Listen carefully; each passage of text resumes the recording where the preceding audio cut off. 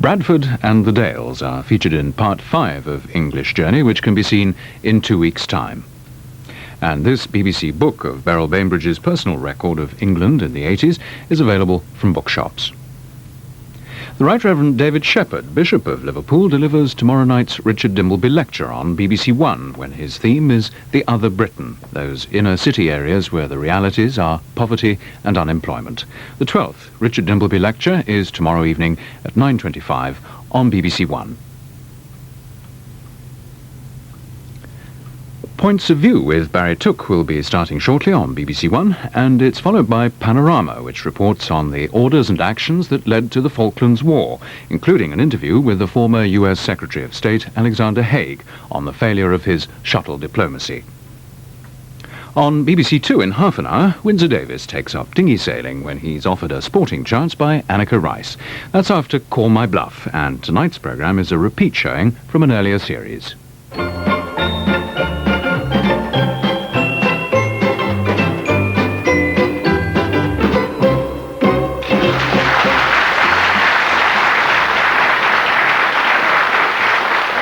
Hello again.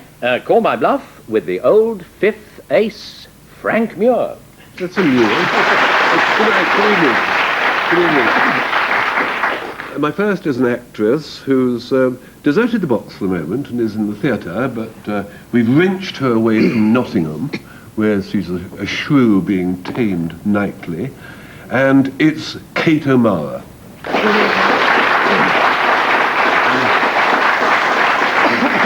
My second isn't an actress. He's a novelist and journalist and writes a column for the Sunday Times, and it's Godfrey Smith.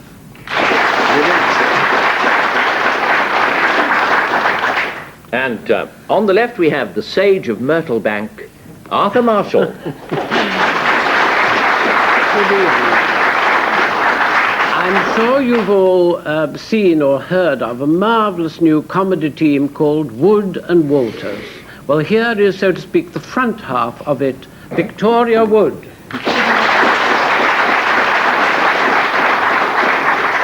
And who better to accompany her than our good friend, Tim Brooke-Taylor.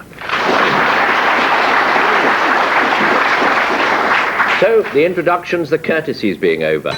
We ring our little bell, get the first word, Jellic, and if I remember well, Frank and his team will define Jellic 3 different ways. 2 of the definitions are bogus ones. They're the bluffs. One's okay. That's the one, of course, that Arthur and co try and pick out. So, what do you have to say about Jellic, Frank? Well, over the past few weeks, like a good BBC feature programme, we have taken you through the life of a young printer. We've been on a ways goose with him, have we not, I seem Robert? to recall that, yes. Yes, hand in on hand. his annual outing, that is. And we've seen how he plays that game with 9 little separating things. And now, today we come to the end of his apprenticeship, which is the cause of a rowdy celebration with much horseplay. And the end of a printer's apprenticeship, that little rowdy occasion, is called a Jellic. Is that it? Well, I can't go on a bit. I thought it was all right. I especially like the old-fashioned phrase horseplay. There's not a lot of that about these days. Anyway, what does Godfrey Smith tell us now? Well, were you to disrobe a Turkish lady, you would find that under her kaftan and other outer garments, there would be a jellic. And this is a Turkish lady's vest or bodice, a sartorial item very rarely seen by Western observers. I should jolly well hope so. Yes. Divest such a lady at your peril, I imagine. Kate O'Mara. Well, in this country, a jellic is a very small, sweet biscuit, which children use to sort of, you know, when they have tea sort of time with their dollies and things, and they put lots of little jellics on a plate. Now, in the United States of America, where the children are rather more advanced, they play other sort of games, like pretending to be married, and of course they call them jellics. And they make them into the shape of little sort of rings for the wedding. Sort of sweet little biscuits, that Yes. kind of thing, right? could say that. I could, and indeed did. A printer's jolly or party or knees up for an apprentice just out of his time, and a Turkish vest. Yes. Arthur, which will you have? Well, fascinating though the Turkish lady's vest or bodice was, I can't think You saw through it, didn't you? that name, Celik, it couldn't be that in Turkish. And anyhow, why ever would we have that? No, I don't think, Godfrey, that it's that. I really don't. Kate, your sweet biscuits were beautifully done, and very, very tempting they were. Angelic.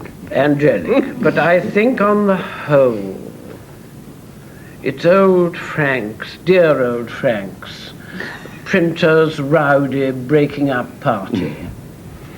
All right then, Frank did say something. It's all true or bluff, Frank? Nothing.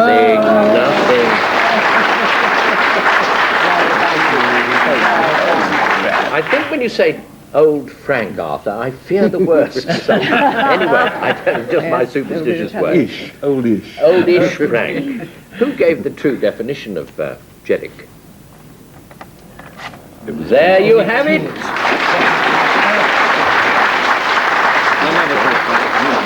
It is a Turkish vest, and you can't see through it, as Frank seemed to imply you could. Belmontin is our next one, and Arthur will tell you about that. Picture a painter squeezing out colours onto his palette, an oil painter. And he squeezes them out, and one of them may well be a Belmontin. And you want to know why? Because of the colour. And it's a rather beautiful reddish brown, like terracotta earthenware. And the ideal thing, if you're a painter, contemplating an autumnal landscape, out with your Belmontin and smear, smear, smear.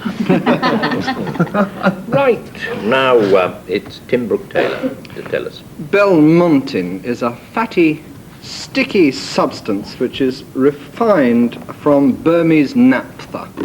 Burmese naphtha, a tar-like mineral liquid. If you have a large quantity of this, you should put danger Belmontin, because it is a highly inflammable substance which is used by our great-grandfathers in Victorian times for their lamps to give us a little illumination.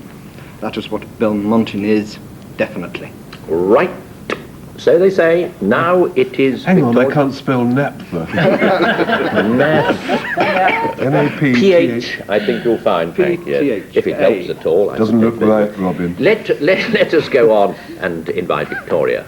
Belmontin is a place in southern Australia, and it's a very exclusive seaside resort. It's sort of like Morecambe, but without the rain hoods, you know what I mean? And it's so exclusive that Belmontin now means a very snotty or snobbish person. Belmontin is a snotty man, and Belmontine is a snotty woman. Right. It is this colour you're well advised to use if you're painting an autumnal landscape. It's some sort of fatty thing, more or less like naphtha, and you can set fire to it if you want to. And it's a snooty, stuck-up Australian, I think you said, Victoria. Yes. Well, Frank, to choose. No problem. In my limited experience of being at the easel, the earth colours have rather earthy names. They don't have rather beautiful names like Belmontin. I mean, the more chemical colours do, but not the earth ones.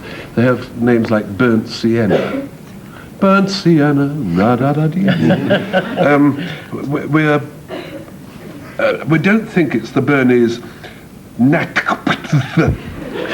as I have down here, because it was so complicated, and I think it would have blown up if it had got into a... Naphtha, yes. Into a Victorian gentleman's bicycle lamp. So we are driven to Victoria, and so maybe see your card, because we You're do choosing believe, it, Frank. You're sort so of, yeah. elliptical, With but there a she lot shows. of confidence, but She said it was the stuck-up Australian. No. It's not the stuck-up Australian. It has to be one of the others. Now, the true deliverer must own up. Well, not the nappa.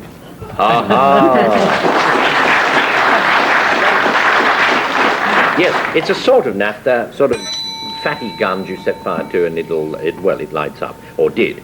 Now, Hoshen, or Hoshen, I don't know how you pronounce it. What would you say, Godfrey? I should say Hoshen. Aha.